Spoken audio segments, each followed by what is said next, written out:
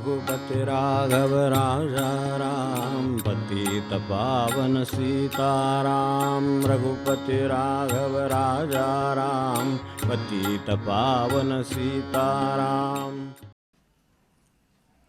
कोण काय द्यायला तयार आहे याच्यावर त्याला काय मिळणार आहे अवलंबून.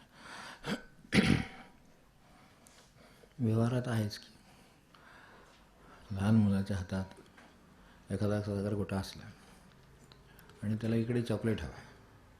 आता आपण त्याला म्हणतो, अरे ते हातातलं टाक किंवा दे माझ्याकडे, बघ मी तुला हे चॉकलेट देतो. तसं दोन्ही कसं जमणार?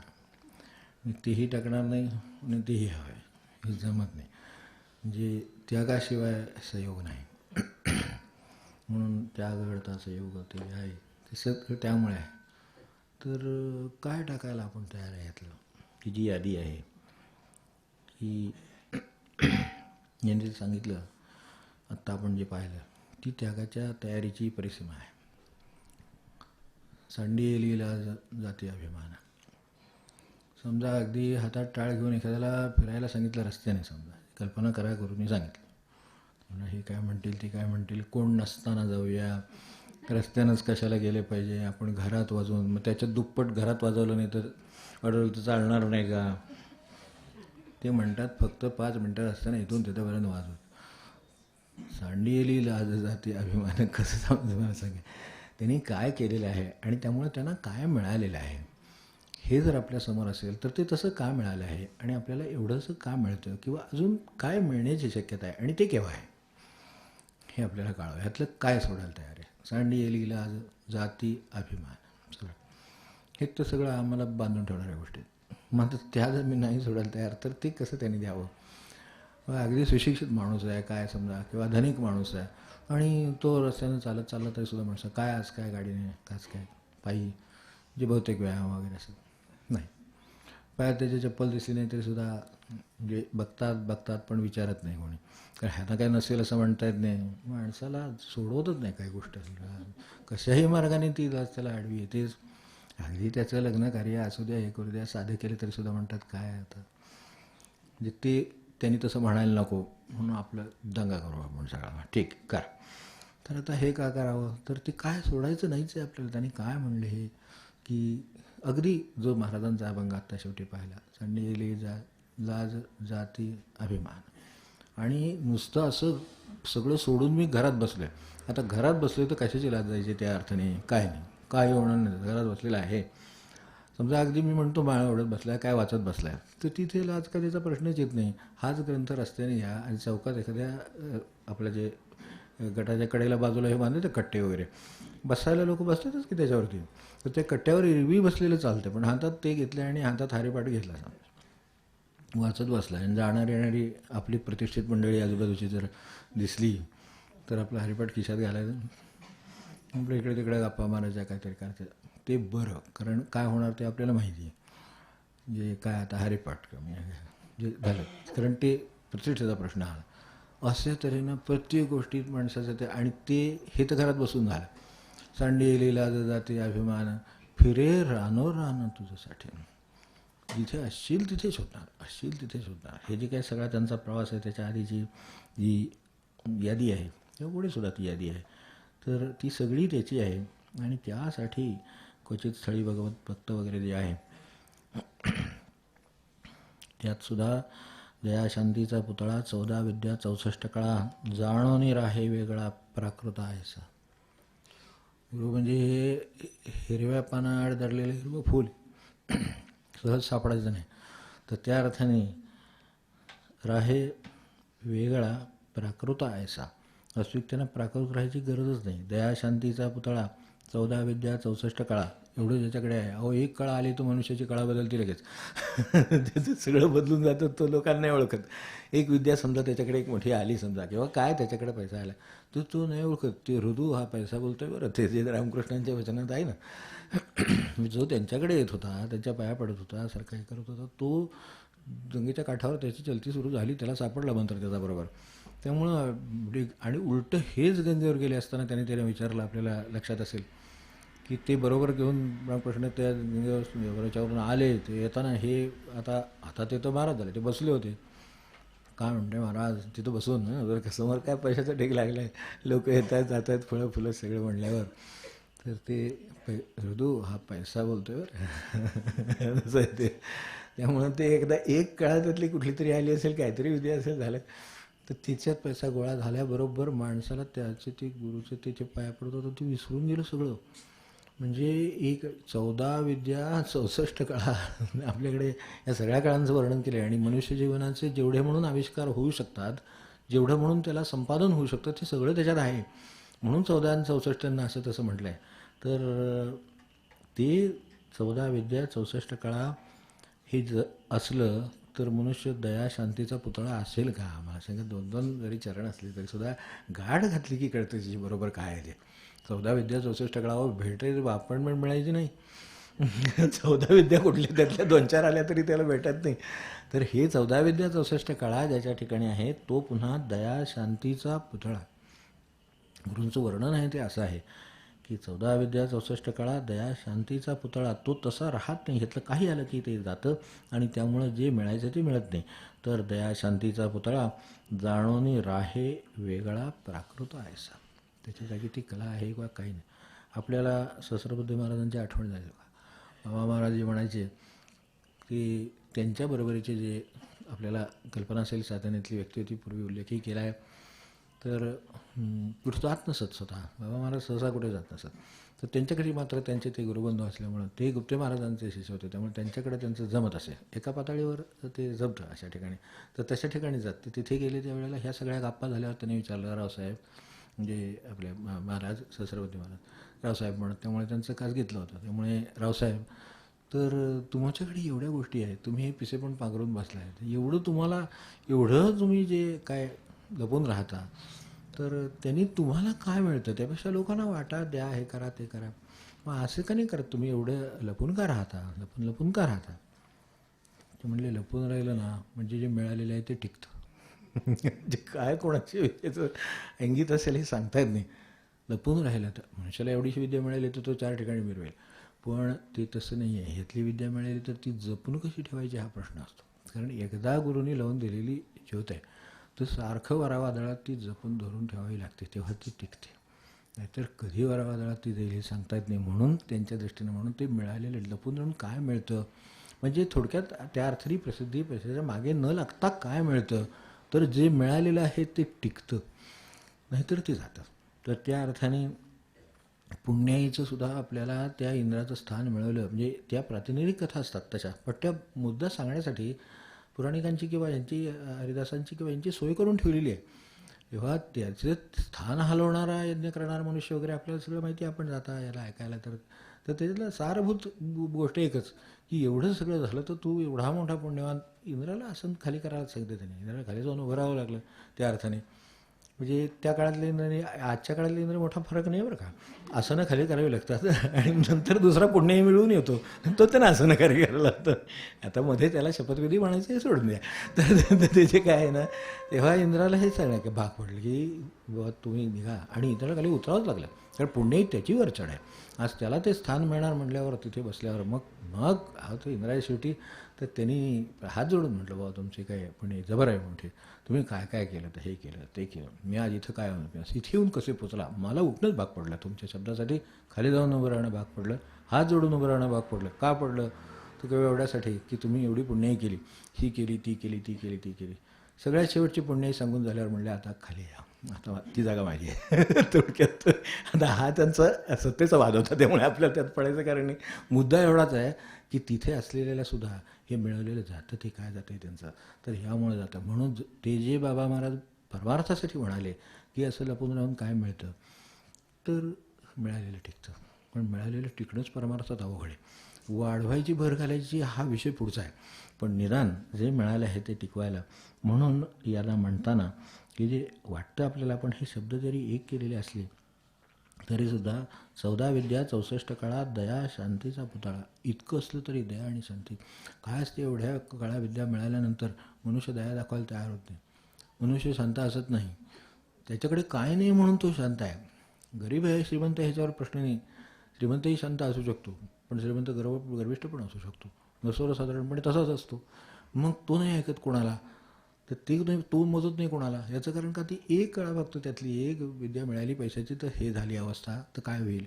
मग असं असूनसुद्धा ज्यांच्या ठिकाणी शांती आणि दया नांदते आहे, दया शांतीचा पुतळा, 14 विद्या 64 कळा, आणि सगळं जाणूनसुद्धा जाणून राहे वेगळा प्राकृत आहे.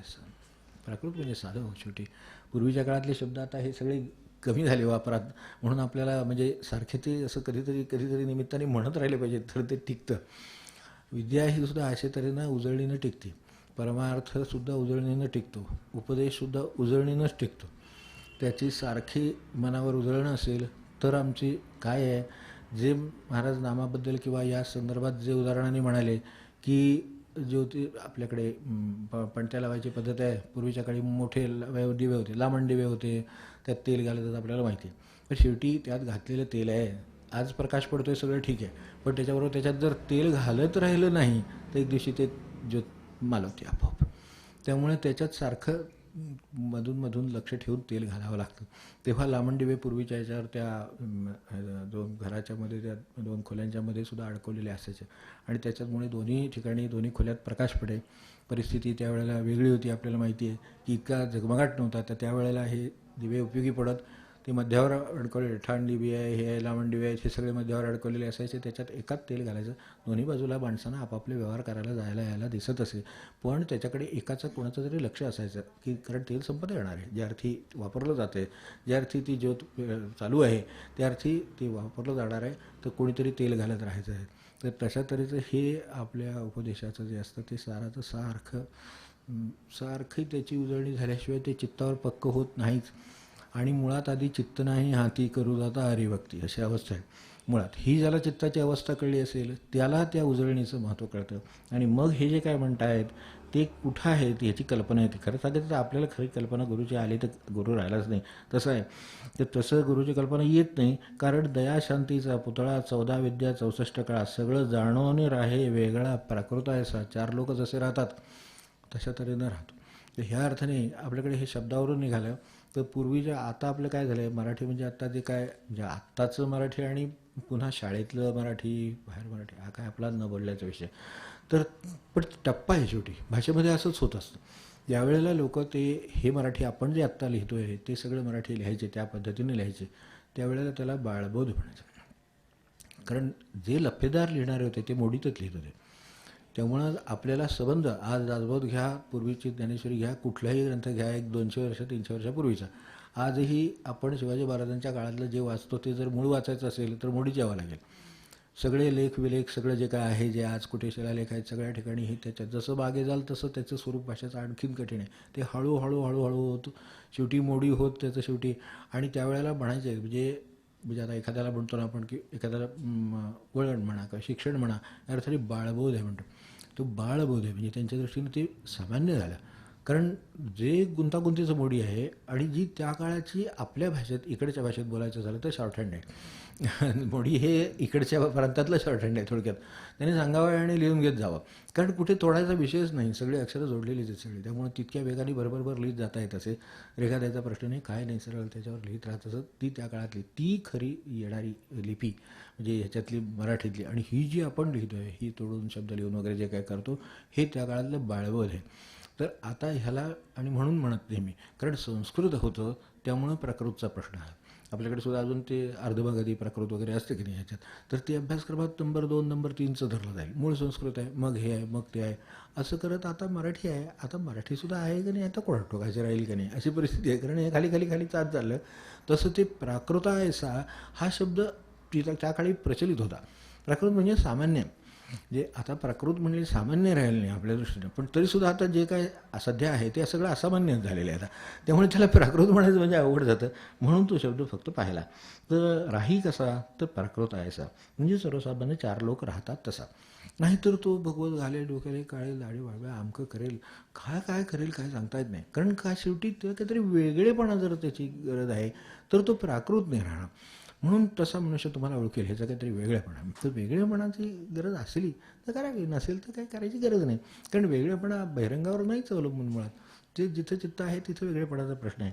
तर दया शांतीचा पुतळा, 14 विद्या 64 कळा, जाणोनी राहे वेगळा प्राकृत आहेसा. त्यांनी काय केलेलं आहे तर चौदेहाचा केला अंत. आपल्या चरिदेहाचा अंत केला.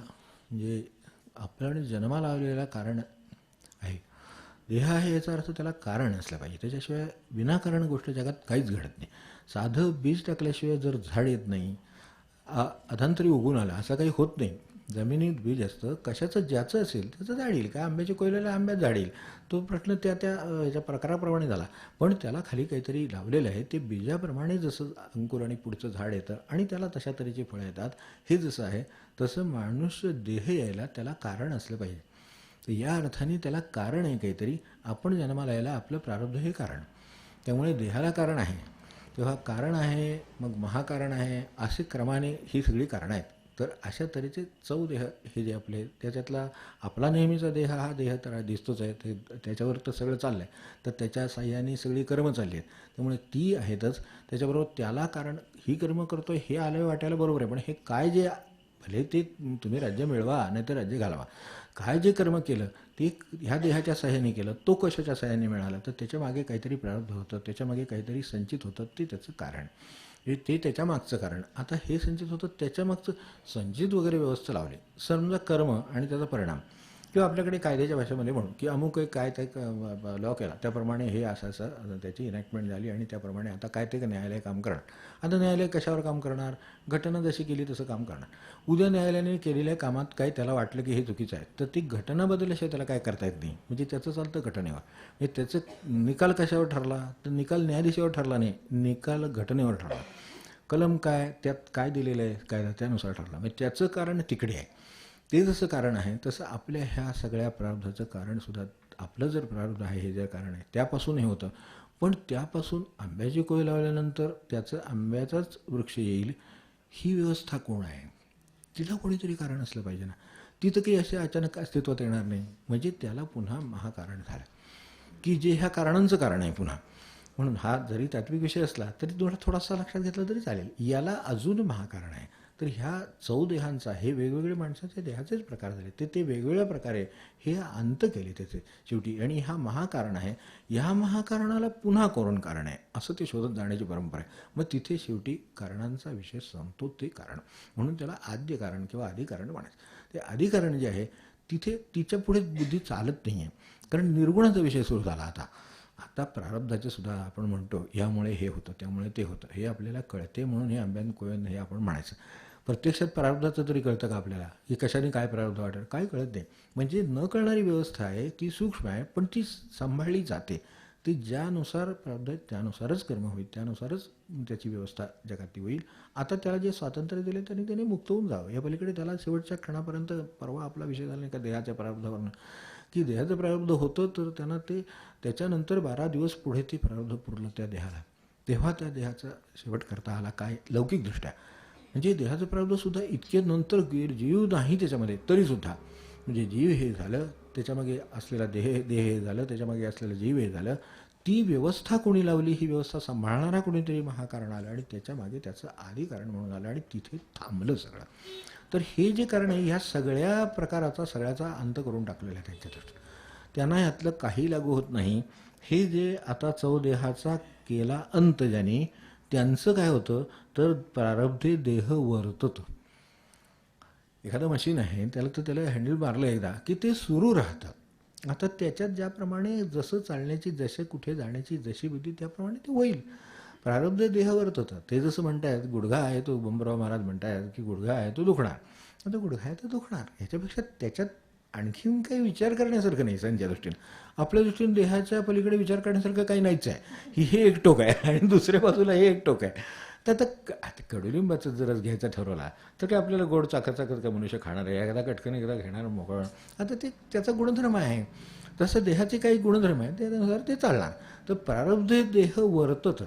म्हणजे तो वागत किंवा हे करीत राहतो काम, किंवा त्याचा आपण बघतो मनुष्य कुठे जन्माला येतो, कुठे वाढतो, कोणाकडे राहतो, तो कुठे शिक्षण होतात, कुठे त्याचे नोकऱ्या चालतात, कुठे व्यवसाय होतात, किती बदल्या, कुठल्या कुठल्या गावी मनुष्य काय काय करून, हे सगळं काय जे आहे ना, हे खरोखर आपल्याला ह्यातलं काही गणित मांडता येण्यासारखं नाही. पण एक आहे की त्यातलं काही टाळता येण्यासारखं पण नाही. तुम्ही ते गावाची बदली टाळता, तुम्हाला तिथंच जावं लागेल. मनात जर नसलं समजा की ह्या गावी काही जाऊ नये, खास त्याच गावची ऑर्डर आहे आणि ती इरिव्होकेबल आहे. तुम्हाला जाऊन ते काय म्हणतात, ते जरी तुमचं खरं असलं, तिथं तुम्हाला त्रास आहे, तिथं तुम्हाला लांब आहे, अमकं आहे तमकं आहे, ते काही असू दे, तुम्ही जाऊन हजर आहात. आता एकदा हजर झालेल्याला सोडायला ते त्यांच्या हातात आहे. त्यामुळं पुन्हा जर प्रारब्धात ते आहे तर माणसाला तिथं ते काढावंच लागणार. तो त्या निर्जन रानात राहू दे, नाहीतर त्या ह्याच्यात राहू दे, नाहीतर माळावर असू दे, कुठेही असू दे, त्या गावी त्याला जावं लागतं. तिथे त्याचं कल्पनातीत आपल्याला गोष्टी आपल्या आयुष्यात घडतात. आपण बघतो की तो इथे असायचा तर इथे, तिथे असायचं तर तिथे. माणसं आपल्याला कल्पना तरी होती का? आता किती माणसं, आज किती माणसांची माणसं म्हणा, आपण तर इथेच आहोत, पण जे काही इथे आहोत त्यांची कोणीतरी माणसं आज कुठं ऑस्ट्रेलियात असतात, काय इंग्लंडला असतात, काय ह्याला असतात, काय प्रारब्धाचा गती आहे. म्हणजे त्या भूमीचा त्यांचं काहीतरी प्रारब्धाचा संबंध असला पाहिजे ना. उगाच काय उठून मनुष्य कुठेतरी जाईल. म्हणजे इतकंही ते स्वतःच्या हातात नाही. नाहीतर आपल्याला सारखं वाटतं आपण नसतो काय गेलो ऑस्ट्रेलियाला, नाही गेलो कारण त्या मातीचा आपला काही संबंध नाही आहे म्हणजे अजून तरी. तर ते जर नाही आहे तर आपण जाणार नाही. पण ज्यांचा होता ते अगदी अलगद तिथं गेले आणि राहिले. काय ते इंग्लंडला राहू द्यात आणि कुठं राहू द्यात, पण ते त्यांचा तेवढा संबंध आहे, तेवढं त्यांना जावं लागतं आणि नंतर ते कॅन्सल होतं, त्यांना परत यावं लागतं. हे पण आहे. मग ह्या मातीचा जेवढा संबंध आहे तेवढा, म्हणजे सगळ्या बाजूनी माणसाला या अर्थाने प्रारब्ध हे देह वर्ततं. तर त्यामुळे इथे असल्याचंही दुःख मानायचं कारण नाही, आनंद मानायचं कारण नाही. तिथे असल्याचं दुःख मानायचं कारण नाही, आनंद मानायचं. प्रारब्ध देह वर्तत होते. एखादी गोष्ट जशी घडत जाते वर्तणे, तसं प्रारब्ध देह वर्ततं. मग उर्मी निमाल्या समस्त, म्हणजे हे हवं आणि नको. आत्ता सध्याचा कार्यक्रम हाच आहे फक्त, की हे चालेल, हे नाही चालेल, हे हवं, हे नको. हे जे काय आहे हा कार्यक्रम आता चाललेला आहे. तर देह जर प्रारब्धाने काम करीत असेल तर मी हवं आणि नको म्हणण्याचा माझा काय संबंध आहे? त्याचे काय ते झालं की ते प्रारब्ध संपलं की अहो कुत्र्याने थांबत दारात प्रारब्ध संपलं तर. मी नाही का मागे म्हणले आपल्याला एकदा की कुत्रं दारात बसतं, ती येऊन बसतं, काय कुठं नाही येतं कोणा ठोक, आपण म्हणले आहे मागे सुद्धा. तर ते दारात बसतं, ते उघडलं की आपलं हजर. मग काय करणार? तुम्ही हाकलून द्या, तिथं नेऊन सोडा, चौकात सोडा, पोत्यात घाला, नेऊन गाडीनं नेऊन त्या, आपण नाही का त्या गाडीने नेऊन कुठे सोडली ते रे गाडी, साखर कारखान्यावर.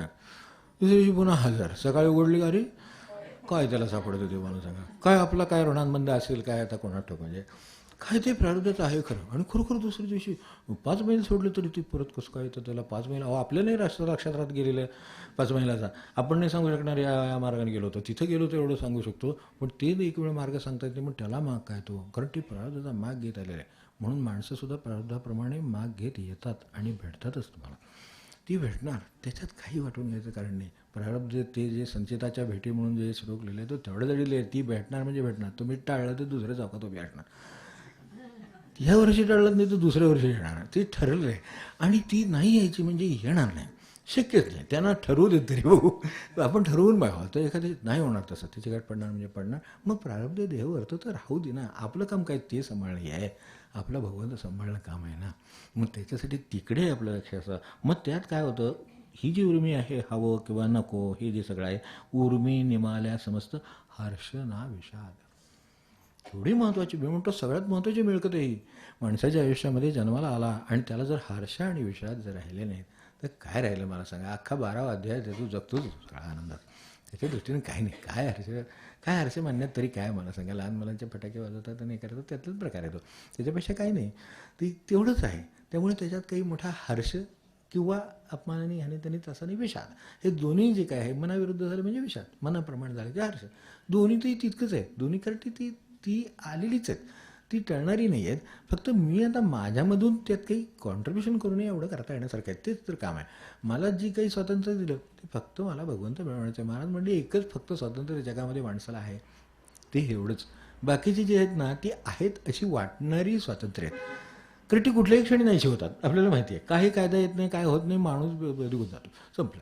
आता जगातून सह निघून जातो. म्हणजे तुमचं जर ऋणांमध्ये तेवढाच असेल ना कोणाचंही, म्हणजे आता भटजीबाबांसारख्या मुलाचा जर 40 वर्षाचा ऋणांमध्ये असेल तर 40च वर्ष मुलगा तुमच्याबरोबर राहणार, संपलं. आणि काही वेळेला नुसता म्हणजे जाणार असंही नाही, नुसता सुद्धा तो नसणार, तो परदेशात निघून जाईल. त्याला कशाची काय कुठली मिळेल आपल्याला बयाजी काय नाही याच्यात आपण पाहिलं नाही का त्यावेळेला, की त्यांच्या मुलाला त्यांची ओळख आहे म्हणून नोकरी लावायला गेले तर ते जमलं. त्यांची इच्छा होती की यांनी हे करावं ते करावं ते करावं ते करावं, काही त्याच्यातलं जमलं नाही. पण शेवटी आता काहीतरी उद्योग करायला पाहिजे म्हणून ते एक्सप्रेस ग्रुपमध्ये गेले आणि तिथे त्यांनी आणि त्यांचं काही काम तिथं झालं नाही. बाहेर येताना त्यांना ओळखणारे माणूस भेटले. त्यांनी सांगितलं अमुक अमुक ठिकाणी जागा आहे, त्याला घेऊन जाऊ तिथे. बरं त्यांचं तर सगळ्या क्षेत्रात मान आहे, पण तरीसुद्धा काम नाही झालं. काम जिथं व्हायचं तिथंच झालं आणि त्या ठिकाणी जे लागले ते शेवटी म्हणजे ग्रुपचे म्हणजे ज्याला आपण उपसंपादक म्हणू, आजच्या त्या काळच्या भाषेमध्ये उपसंपादक म्हणतात, तर उपसंपादक म्हणून ते म्हणजे चीफ एडिटरला नेक्स्ट हे म्हणून ते रिटायर झाली. एवढी सर्व्हिस सगळी तिथं झाली. आता ती तिथं व्हायची होती यापेक्षा काही नाही. मुलीचे त्यांच्या म्हणजे त्यांचे जावई मुलीचे मिस्टर हे अकाली वारले. तर त्यावेळेला अकाली गेल्यानंतर ते म्हणाले तुला काय वाटतंय म्हणजे तुला पुन्हा लग्न करावं असं वाटतंय का? ती म्हणली नाही, कारण आत्तापर्यंत जे झालं तेच पुढच्या ह्याच्यात आहे, पुन्हा काय वाढून ठेवले आपल्याला काय माहिती. म्हणली त्यांचीच मुलगी आहे म्हणून हे म्हणू शकेल एवढं तयारी पहिल्यापासून आहे, तर त्यामुळे पुन्हा काय होणार आहे, पुन्हा आणखीन वेगळं काय आणखीन त्याच्यातून निर्माण होईल. तर त्यापेक्षा त्यांनी तिला सांगितले आता मी तुला सल्ला देतो, कारण तुला सल्ला हवा आहे आणि तो तू ऐकणार आहेस, तर मग तू असं कर. हा शेवटी प्रारब्धाचा खेळ आहे. तुझ्या पत्रात काय मुलं पडली 2 पडली होती त्यावेळेला, तर तू त्याच्यापेक्षा तुला शिक्षण दिलेलं आहे, सगळं दिलेलं आहे, तू चांगली नोकरी कर, त्याच्यासाठी आपण प्रयत्न करू, त्या मुलांना वाढव, ती आज नव्हते तुझे पांग फेडतील. आणि खरोखरच तसं झालं. त्यांनी ते ऐकलं आणि स्थिरचित्त राहिली. तिथून पुढे काही तिला त्या अर्थाने परत हर्षना विषाद बरोबर तेच तशी ती आयुष्यभर पुढे राहिली आणि ती जगली आणि त्यांना त्याचा आनंद होत असे. म्हणजे आता वास्तविक गेलेलं आहे मनुष्य, त्याचे सगळे प्रश्न आहेत, हे सगळं प्रत्येकाला का नसणार का मला वाटतं, प्रपंच म्हणजे असणार, पण हर्षना विषाद तर ते करण्याचं काम हे करतात. म्हणून ह्याच्यातलं हे जे म्हटलं आहे उर्मी निमाल्या समस्त हर्षना विषाद तापन होई इतरासी इतरापासून जयासी शांतीनादे अहर्निशी अंतर्बाह्य ऐसेही भेटती कोणी तेथे तेथे जावोनी हस्तद्वय जोडोनी म्हणे विद्या शिकवावं. पण कोणी नाही शिकवली. महाराजांना जिथं जायचं होतं आणि जिथं विद्या मिळायची होती तिथंच मिळाली. तर आपल्या बाकीच्या ज्या गोष्टी म्हणून म्हटलं द्यायचं काय, तर ते 55व्या श्लोकात आलं. आशा ममता देहवेडी लोभ मोह वासना कुडी भया अहंकार वराडी घालविले सकळ. हे वराच्या आड दळून येतात ना ते वराडी, तर ते जे आहेत ना, मला सांगा लग्नच ठरलं नसतं ह्यांनी काय केलं असतं. मी क्षणभर विचार काही काही लग्नामध्ये असं ठरावामध्ये मोठा हे असतं, जगापक असते, म्हणजे ती खूप फार लहानपणापासून बघितलेली मी. तर त्याच्यातले ते ना ते त्यावेळेला कुठला काका मामा एकदम मावशी सगळे हजर होतात. नाही असं कसं 4 माणसं पाहिजेत, कशाला 4 माणसं पाहिजे, ते 2 जेवायच्या आधीच काय होणार आहे ते दिसते, त्याच्यात आणखीन हे 4 जेवण काय करणार, हे येणार पैसा पाण्याचं त्यांच्या गळ्यात जाणार काय, ते आता काय आम्ही तरी काय बोलणार आहे. बरं ह्याच्या आडूत शेवटी बरं त्या क्षणी माझा त्या वराला बिचारायला काही बोलता येत नाही, बोलता येत ते म्हणजे बोलता येतं, पण त्या क्षणी त्याला काही ज्याला व्हॉईस म्हणजे व्हॉईस म्हटलं म्हणजे कळेल, तर त्याला काही व्हॉईस नसतो. तो मुकाट्यानं बसला असती. मोठी माणसं एकमेकांशी बोलतात आणि ती बोलतात म्हणजे कसं बोलतात परत की काय आता आपली तरी काय अपेक्षा असणार आहे. ते म्हणतात हो आमचं तरी काय कुठं काय आहे काय, त्या शेवटी आमच्यामध्ये लग्न करून द्यायचं म्हटल्यावर आम्हाला काय ते करायचंच आहे. ते म्हणतात हो आमच्याही मला लग्न झालं, म्हणजे आम्हालाही आनंद आहे तुम्हाला आनंद आहे. हे सगळं पहिल्या गप्पा चाहीपर्यंत असतात. वराडी आहेत ना. मग त्यांच्याकडचा मामा म्हणतो मग तुमचं काय म्हणजे साधारण तुमचा बेत कसा आहे करून द्यायचं. हां म्हणजे झाले सर्वात म्हणायचं, म्हणजे नाही तुमच्या काय अपेक्षा आहेत काहीकडून विचारलं तर मग तुमच्या काय अपेक्षा अपेक्षा कसल्या काय आमच्या काय अपेक्षा नाहीत. आता 4 चौघांसाठी लग्न म्हणजे काय आता वेगळी अपेक्षा आहे का काही. आता 4 चौघांसारखं लग्न म्हणजे नक्की राजासारखं का रंगासारखं. ऑल इन्क्लुझिव्ह सगळं एकदम त्यात येतं. काय कळत नाही आहे काय होणार ते. पण ती त्यावेळेला तो मामा एरवी तो 5 वर्षात मामाच्याकडे हा कधी गेला नाही तो कधी आला नाही. ती मावशी त्याच्याकडे कधी हा गेला नाही ती आली नाही. पण त्यावेळेला मावशी ती तू जरा सांग इकडून तिकडून एकमेकाला ते सांगतात तेवढं, कारण ती काय बोलत नाहीत अजून दागिन्यातलं काहीच बोलत नाही. ते आपलंच बोललं पाहिजे. हे पुरुषांना यातलं काय कळत नाही. तो आपलं रीतीप्रमाण आणि मग ते म्हणतात मग काय आता रीतीप्रमाण काय ते काय रीतीप्रमाण म्हणजे काय मला सांगा. रीतीप्रमाण म्हणजे 25 तोळे 5 तोळे काय गळ्यातलं काय नक्की काय ते आता. आणि आमची तशी अपेक्षा नाही. काय 4 गोष्टी असतात दागिने तुम्हाला तर माहिती आहे. आता आम्ही काय सांगायला पाहिजे, तुम्ही एवढी प्रपंचात म्हणजे ती बरोबर त्यावेळेला बहिणी सगळं व्यवस्थित ओके सगळं. वराडी जे आहेत ना तर त्या वराड्यांचं मला काय म्हणायचं नाही. इथे आशा ममता हे जे वराडी आहेत हे सगळे देहाची वराडी आली आहेत बरोबर. हा वर सापडला त्यांना त्याबरोबर ते आले हजर झाले. ते तेवढे आले तर ते आपलं काम करणार, आपल्याला त्यांना काम करू द्यायचं नाही. हे साधनेचं सारांश आहे. तेवढं लक्षात ठेवू. हे करायला आपल्याला समजायला सारखं मग आपलं संगतीत राहावं. बाकी काय आता सांगावं.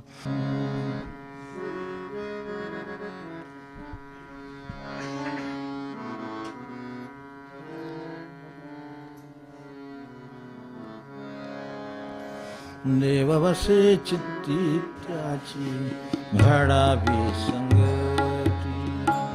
देव बसे चित्ती त्याची घडावी संगती. देव बसे चित्ती त्याची घडावी संगती. ऐसे आवडते मना देवा पुरवावी वासना. ऐसे आवडते मना देवा पुरवावी वासना. देव बसे चित्ते त्याची घडावी संगती. देव बसे चित्ती त्याची घडावे संगती. संत जनास वे भेटी न हो अंग संगे तुटी. संत जनास वे भेटी न हो अंग संगे तुटी. देव बसे चित्ती त्याची घडावी संगती. देव बसे चित्ती त्याची घडावी संगती. तुका म्हणे जिणे भले संत संघटणे. तुका म्हणे जिणे भले संत संघटणे. देव बसे चित्ती त्याची घडावी संगती. देव बसे चित्ती त्याची घडावी संगती. घडावी संगती. घडावी संगती.